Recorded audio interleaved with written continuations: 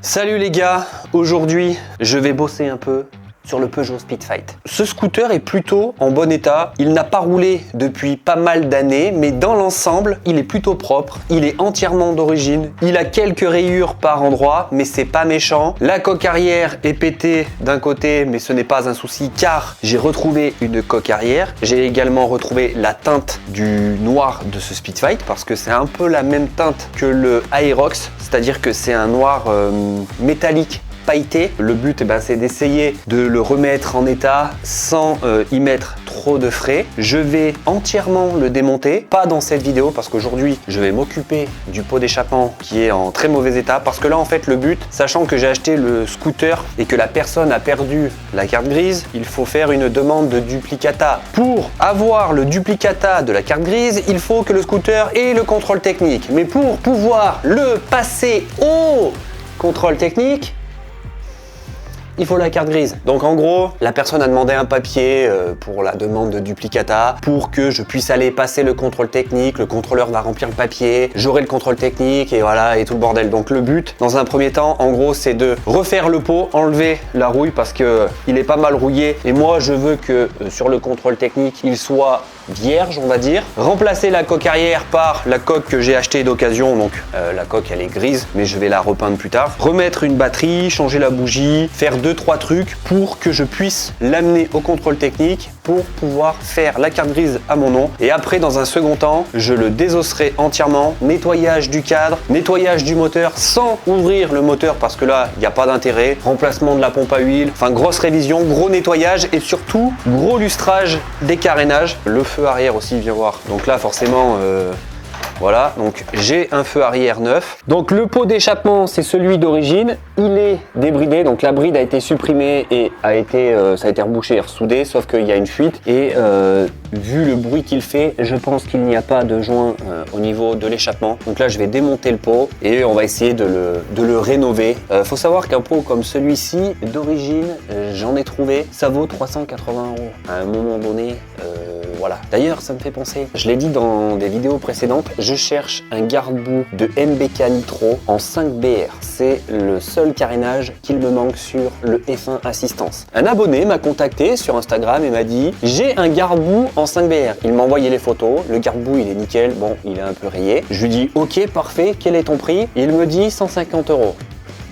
Alors, je vais essayer de m'approcher pour que vous puissiez bien voir ici, là, dans cette zone géographique. Est-ce que vous voyez écrit pigeon? Moi non. Donc je lui réponds, est-ce une blague? Je pense qu'à la base ce n'était pas une blague. Il me dit oui, 50 €. Je dis ok, 50 € c'est bon, je te le prends, il n'y a pas de souci. Fais une annonce sur le Bon Coin, comme ça on passe par le Bon Coin, c'est sécurisé, je te le prends, il n'y a pas de souci. Le mec ne veut pas passer par le Bon Coin, il veut que je lui fasse un virement. À un moment donné, même si tu es abonné à ma chaîne, je te connais pas, je vais pas faire un virement à un inconnu. Puis après je me dis, bon, j'arrive vraiment pas à trouver de garde-boue. Allez, au pire des cas, je me fais douiller, je perds 50 balles. Et si ça se passe bien, j'ai mon garde-boue 5BR. Depuis, le mec, j'ai plus de nouvelles, il me laisse des vues. Donc les mecs qui me font perdre mon temps, passez votre chemin, je n'ai pas que ça à foutre dans ma life.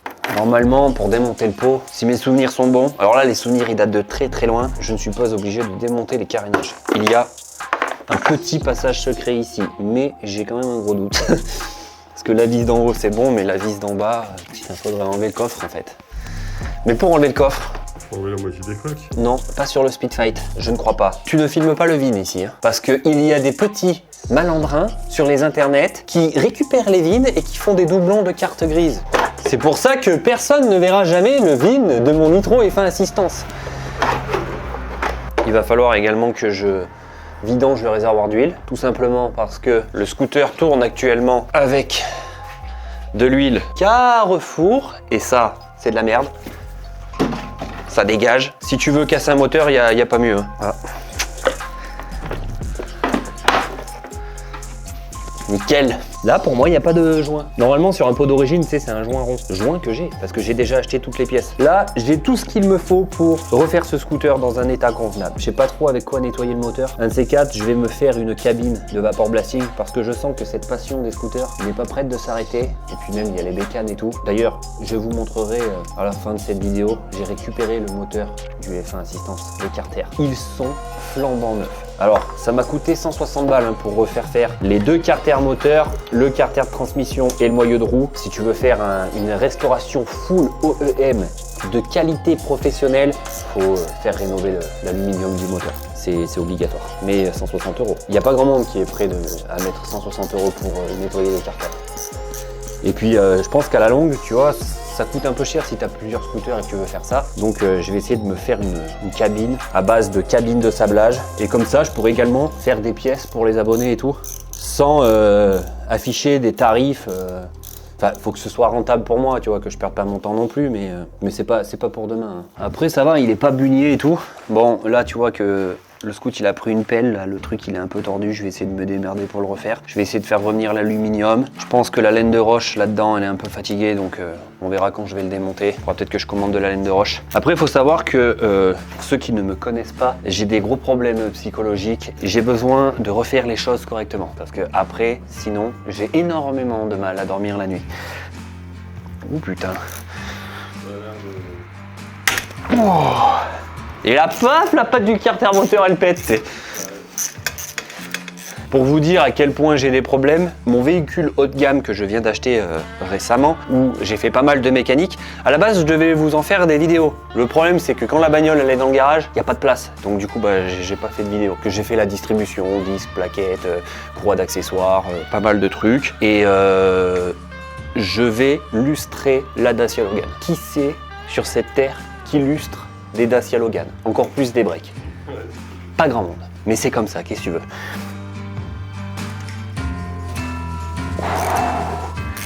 Ah putain, mais il y a une autre patte ici. Alors attends par contre.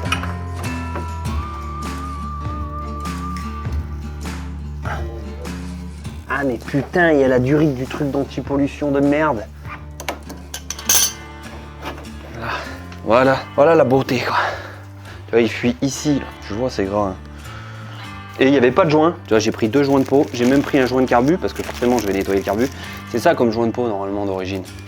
Là, c'est juste une bague. Là, nous avons le feu arrière tout neuf d'origine, batterie, bougie, pompe à huile, des lortos, électrique. Elle fonctionne très bien, mais je prends pas de risque. J'avais pris également un autre joint au cas où. Ça, c'est la bombe haute température pour peindre l'échappement.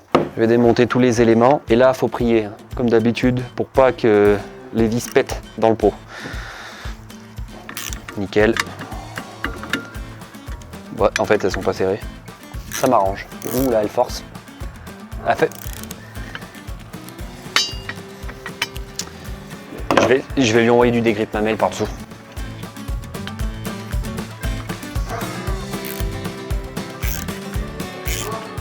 Non, c'est bon. Quand ça force généralement comme ça, là, j'ai trouvé le pot d'origine du F1 Assistance. Alors, je vais pas le remonter avec un pot d'origine, je vais le remonter avec un pot d'époque. Pas d'époque, d'une marque de l'époque, mais j'ai acheté un pot de F1 Assistance. Le truc, c'est introuvable. Par contre, il tire vraiment la tronche, le pot.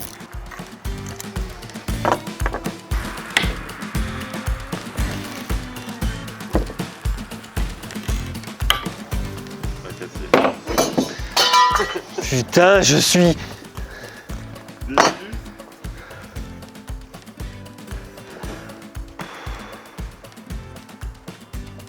Oui, je suis déçu. En fait, j'aurais dû me mettre un dos dans le fion. J'aurais dû laisser le truc dessus. Mais vu que, tu vois, je veux aller peindre derrière, putain, là, il va falloir les repercer pour faire sauter la vis.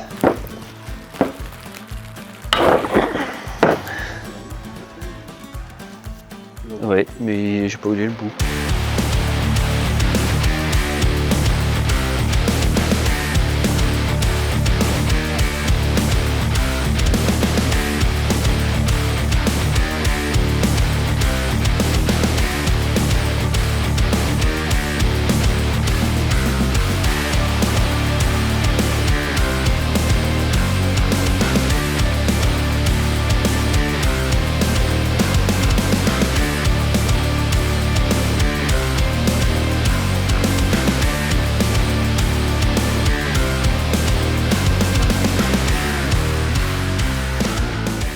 Bon, là c'est bon, j'ai repercé, j'ai retaraudé.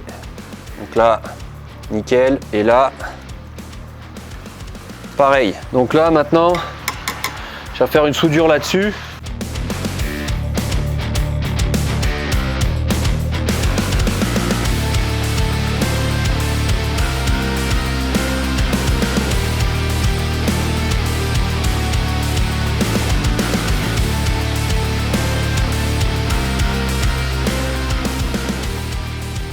T'as vu, je lui ai fait un beau dôme. On dirait une couille en acier un peu. Ça ne devrait plus fuir. Je vais démonter la cartouche et je vais fermer le garage. On va rentrer dedans parce que voilà le temps de merde. Et vu que je vais attaquer le pot à la brosse sur la visseuse, petite housse de protection. Parce que même si le scout il n'est pas encore nettoyé, bah, je vais quand même lui mettre une housse. De toute façon, sur mes 3 scouts, il y aura des housses. Car je pratique le bricolage de manière intensive dans mon garage et donc je fais énormément de poussière. Et il est hors de question que mes scouts en pâtissent. Alors cette housse, action 10 €. Il est où le cucu, elle est où la tétette là? Attends, faut enlever ça. C'est molletonné. Putain, il y a même un pare-brise. Alors est-ce qu'elle va être assez grande? Non mais comme ça, moi ça me permet de tester, voir si les housses d'action sont validées ou pas, tu vois. J'ai l'impression que c'est un peu court, non? Les rétros, ils font chier. Ah ouais? Faut enlever les rétros? T'en es con, toi? Ah si, il y a un écrou sur ceux-là. Attends, on va les mettre là.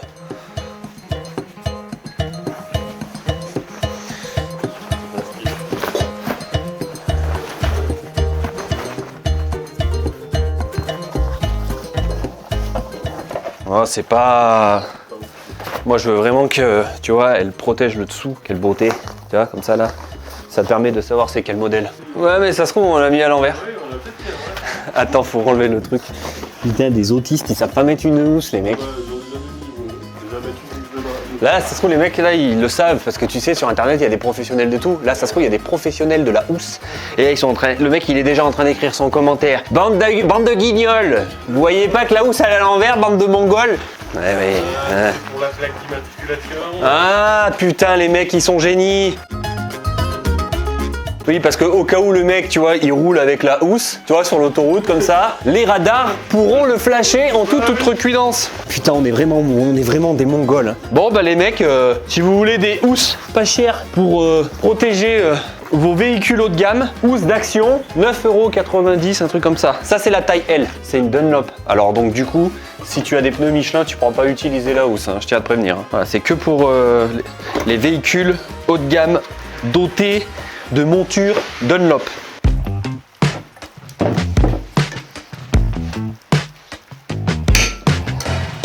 Allez, s'il te plaît là, mets-y du tien un peu là.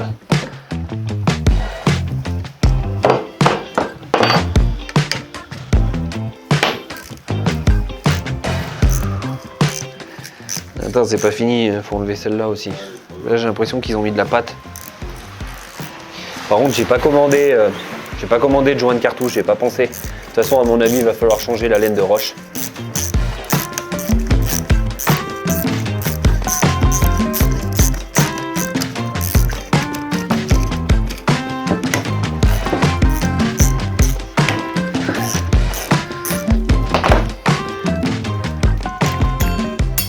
Normalement, c'est censé... Ah oui, voilà. Ouh. Bon bah faudra acheter de la laine de roche. Putain, en fait ça fait chier parce que je vais être obligé de commander sur internet là. Parce que si je vais chez Ponce, la laine de roche, j'ai à payer 60 €. Je crois qu'il est temps de sortir la brosse et d'en prendre absolument plein la gueule.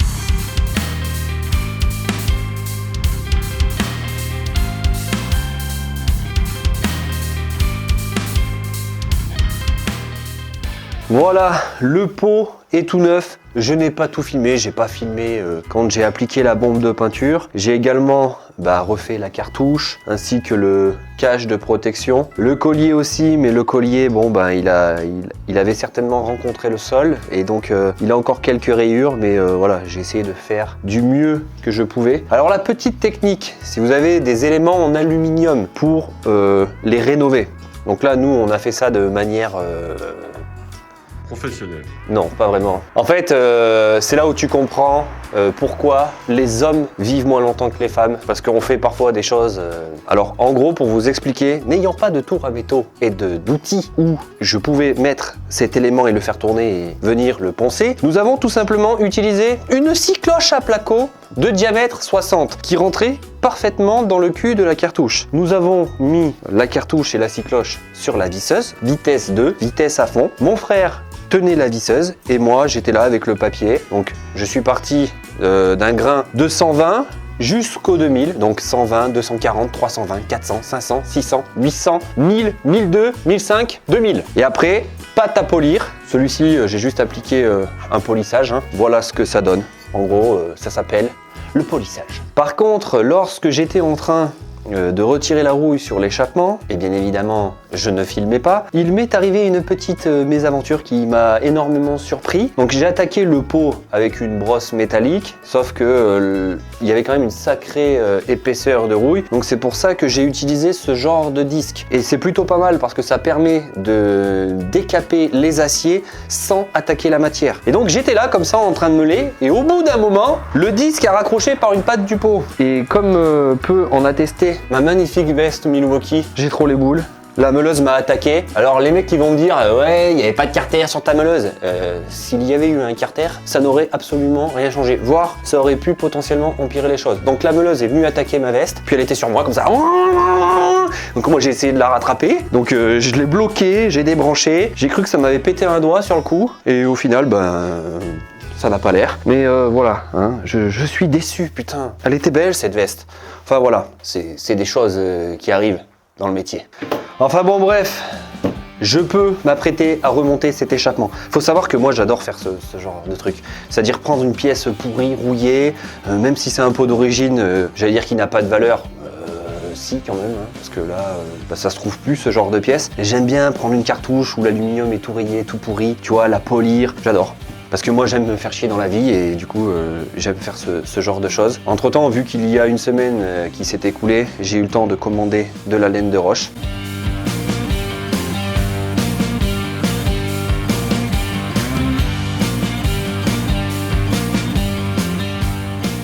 Putain, quelle beauté! J'ai réussi à trouver des vis neuves pour ne pas remettre les vis rouillées. Le joint, on va remettre le même. Ah là là, c'est beau, j'adore. T'imagines là le jour où je vais être en train de remonter les pièces du F1 Assistance, le moteur il va être tout neuf, le cadre il va être tout neuf, tout va être tout neuf. Ah là là, non, on n'est pas sur YouPorn, je vais rien dire.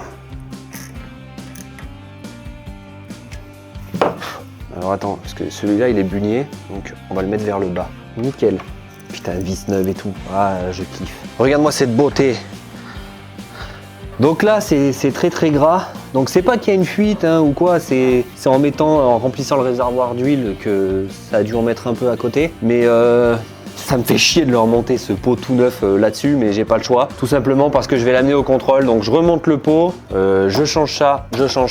Donc là, je vais remettre une coque grise dégueulasse. Je mets une batterie, on voit si le démarreur électrique fonctionne. On voit s'il y a encore une fuite à l'échappement, mais logiquement, il ne devrait plus y avoir de fuite. Et comme ça, après, je le nettoie même pas. Je le laisse comme ça, je l'amène au contrôle, au sujet du contrôle technique. Vu que j'ai 3 scooters, 2 motos, là, le contrôle technique, je ne le passe pas pour une histoire de réglementation. Parce que j'en ai rien à branler, en fait, du CT. Il est hors de question que j'amène mes 2 roues au contrôle technique pour pouvoir rouler avec. Parce que j'en ai 5 au total. Et donc, tous les 3 ans, passer 5 machines au contrôle, il n'y a pas marqué pigeon ici. Donc là, je le fais simplement pour pouvoir faire la carte grise, parce que j'ai pas le choix en fait. Il me faut le contrôle technique. Mais après ça, j'en ai rien à branler. Ils pourront m'arrêter tant qu'ils veulent. Je passerai jamais mes véhicules, enfin mes 2 roues, au CT. De toute façon, mon Shadow. La bécane de base, je crois qu'elle fait 280 kg. J'ai dû lui enlever approximativement un bon 80 kg. Est-ce est-ce que tu crois qu'elle va passer au contrôle? Et puis le contrôle technique, aux États-Unis, il n'y a pas de contrôle technique. Aux États-Unis, il n'y a pas de radar, t'imagines? C'est pour ça que les mecs ils font des trucs de fou sur les caisses, sur les deux roues,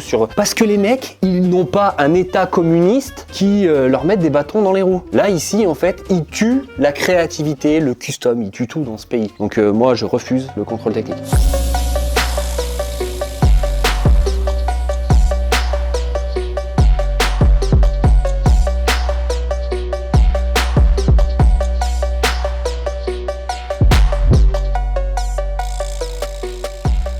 Allez, le pot est remonté.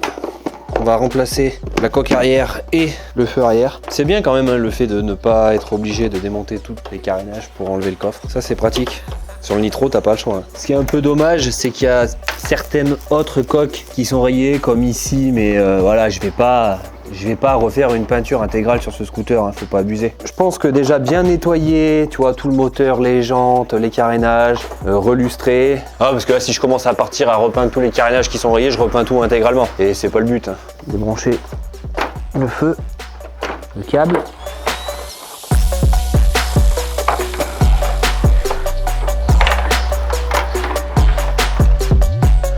Et voilà. Hop. Là, c'est pour le contrôle technique, hein. Donc forcément, gris, ça risque de faire un peu bizarre. Donc j'ai acheté ça sur un site de pièces. Elle est un peu rayée, mais bon, une fois que ce sera réapprêté, poncé, machin, tout ça, ce sera nickel. Aucune patte de cassé. En général, ça casse ici. J'ai payé ça 28 €. J'avais regardé, elle est trouvable en neuf, 189 €. Hop, voilà. Ça va faire bizarre le gris. Ouais, non, mais franchement, si, bah voilà, si là tu mets gris, c'est bien, hein, c'est bien, ça passe quoi. Putain, ce pot, moi cette beauté, il est flambant neuf. Moi j'adore refaire des trucs de merde. Par contre, il y a un truc qui me stresse énormément. Sachant que là, c'est juste pour aller au contrôle. Donc je vais y aller en roulant. J'ai l'huile de Carrefour dans le réservoir d'huile. Et j'ai la pompe à huile d'origine. Alors, que l'on soit bien d'accord, hein, je ne vais pas changer la pompe à huile aujourd'hui car je n'ai pas reçu mon huile Motul. Donc je changerai la pompe à huile quand je vidangerai le réservoir d'huile pour la remplacer par de l'huile Motul. Donc là, le scooter roulait très bien avec la pompe à huile et tout. Si jamais je serre en allant au contrôle technique et que sur moi, je n'ai pas de clé de 10 pour desserrer, je vous aurais prévenu, ceci ne sera pas de ma faute, ce sera la poisse. Maintenant, on change la batterie. Batterie neuve, du coup, il va falloir que j'en achète encore deux autres pour l'Aerox parce qu'elle est morte et pour le F1 Assistance. Mais j'ai acheté un chargeur qui maintient les batteries en charge. Tu sais, j'ai pris des câbles en plus. Donc en fait, tu viens les mettre en même temps que tes cosses. Et comme ça, si le scooter tu roules pas pendant un moment avec, ça te maintient la charge et ça évite de te niquer la batterie. Olivier. Ah mais... c'est la patte qui tient la batterie, ça. C'est fou, hein, qu'à chaque fois qu'on parle de batterie, on pense à... Olivier ! Il va falloir que je trouve une vis, du coup, pour remettre ça.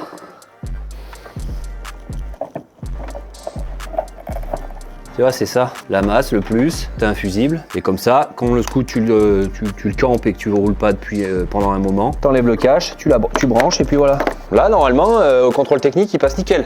Sauf s'il me met fuite amortisseur arrière. Alors que c'est juste l'huile qui a ruisselé sur l'amortisseur arrière. Mais tu vois bien que c'est pas l'amortisseur. Parce que si c'est l'amortisseur, il coule en bas, au niveau du vérin. Il coule pas d'en haut. Tu vois, le gras, il peut pas remonter. Parce qu'il y a ce que l'on appelle la gravitationnelle.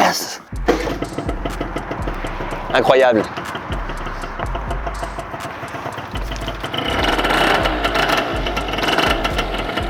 Pour dire qu'on a changé la laine de roche, le bruit, c'est toujours le même. Bon, je vais pas trop faire ronfler, il y a la petite qui est encore à la sieste. Bon bah voilà, il fait un peu tâche le pot par contre là, par rapport au reste. Du coup, je vais aller chercher le moteur du Nitro F1 Assistance pour vous montrer à quel point il est flambant neuf. Regardez-moi cette beauté. On voit bien là qu'il est neuf. On dirait qu'il est peint à la bombe, gris alu, haute température. C'est ça. Alors forcément, le vapor blasting, vu que ça ne retire pas de matière, il y a toujours les défauts de moule du moteur, sachant que celui-là est de 97. Contrairement au sablage, où là, ça attaque la matière, mais il faut protéger les plans de joint, les portées de roulement. Là, il n'y a pas besoin, ça nettoie juste l'alu. En tout cas, voilà, sur le F1, j'étais obligé de rénover ce moteur comme ça, parce que c'est un scooter d'exception et parce qu'il le mérite. Sur ce, les gars, je vous dis à la prochaine, certainement avec le Speed Fight. Eddie Kruger Fight. C'était Tekken quoi? Tekken 1, Tekken 2, sur Play 2. Eddie Kruger, il arrivait avant le combat comme ça. Il faisait Eddie Kruger Fight. Tu sais, il faisait comme ça là. Tu sais, c'est celui qui faisait du hip-hop là, de la capoeira. Voilà. Sur ce, Fight.